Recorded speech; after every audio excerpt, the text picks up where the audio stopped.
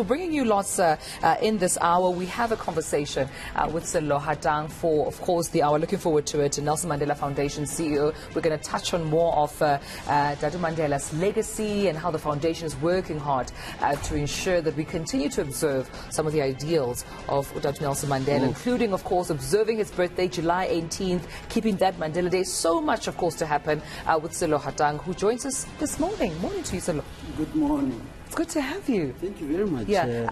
As I said, I was tempted to bring my Kaizer Chiefs shirt. But then I thought, no, I thought we would at least talk about that later, but now we're going to spend an hour of me trying to convert you to an Orlando Pirates fan. Well, I'm happy because I'm a Kaizer Chiefs fan. But also equally, you know, just on the headline we read there about the 6-year-old, I heard you I think every South African cringing at the thought of a 6-year-old boy still not found, Sello. Unfortunately, this is what's happening in the country with young kids. Yeah, I actually drove past that area yesterday. Yeah. And I want to commend the rescue team, the dedication and commitment to find this child, and I think it's commendable. Yeah. And also to say to the parents, we are with you in this pain. To say to the people who remove these manholes, apparently they are being removed for scrap metal, and it saddens me that a child has to lose their life like this if they have lost their lives. I'm hoping that they find him alive. And I also hope that those people will stop doing what they're doing, the thing of removing these manholes, because they are there for a purpose, to protect lives. Let's talk about that compassion for a moment, because you're not just the CEO of the Nelson Mandela Foundation as well, but also you're someone that has had to take up the reins of taking that vision for compassion for children, sick children, in this case missing children as well. Why did you get into this position? You didn't just wake up one day after school and decide, I want to be the CEO of the Nelson Mandela Foundation. How did you get into the job? Sure. Truth is, I don't know. The truth is you don't know.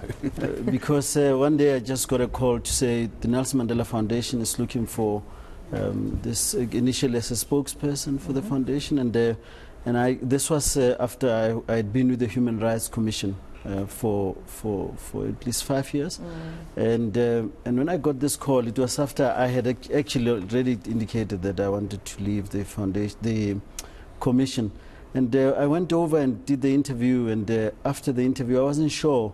Went home and I said it was a chat, and I wasn't sure what is expected of me, and then of course the opportunity came up.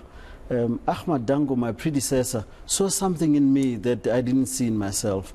He believed in me, and I think that's what we need to be doing more and more with young people, that we should try show them that dreaming is not just no dream is too small, that we must continue to try dream. And he then planted a seed, just a little seed, that I could be CEO of the Nelson Mandela Foundation. And without even saying a word about it. And then I got interviewed with about 25 other candidates, and I pulled through. And today I think I'm looking back, and I think it's one of my children asked, how's your job? I said I get paid to do what many would love to be paid to instead for them to be paying to do.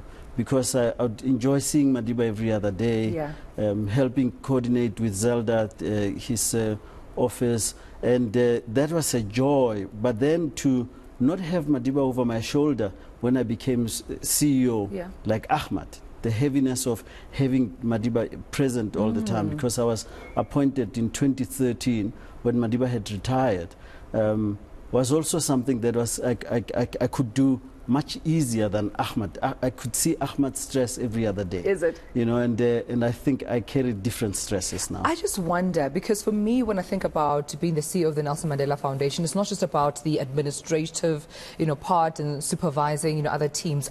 I would probably have to go home and check if I have the moral capacity.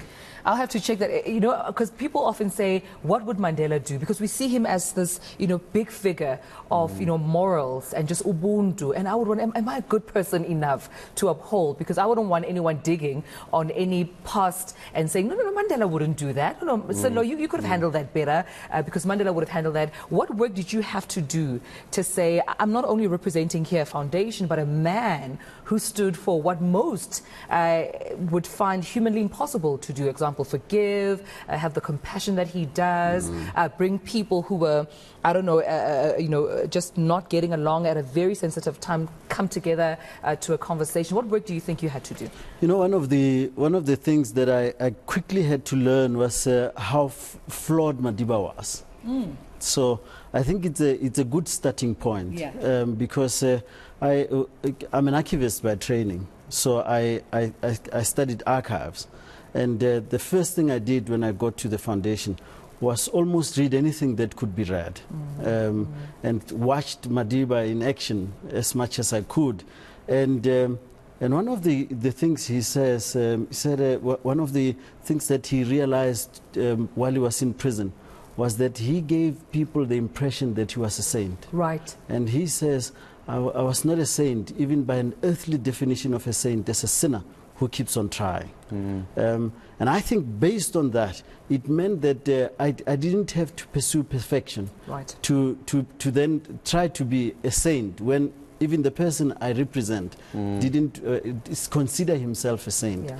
And I think that's what I then try every day, to try every day just have that compassion. Just try reach out to people who are in most need, and say, this is where we can meet you halfway.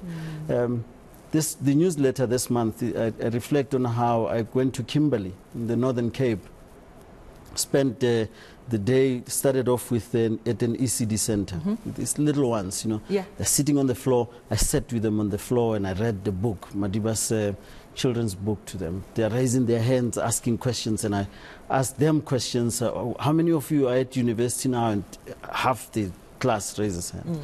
And after that, I went to a school, but I ended up in a prison with prisoners.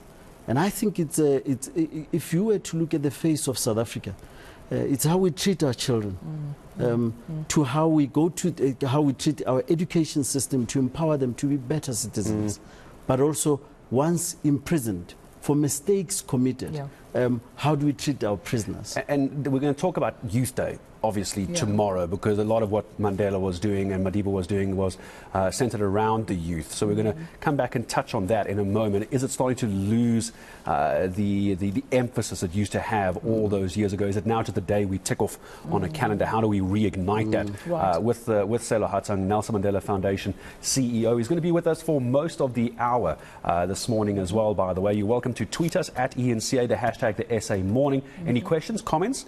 You can do that. You can also tweet me at Gareth Edwards SA. I've got my phone with me. Send comments, send questions. We'll throw that to Sello in a couple of minutes from now. We're going to send him off to get a cup of coffee. He deserves it. It's freezing here in Joburg.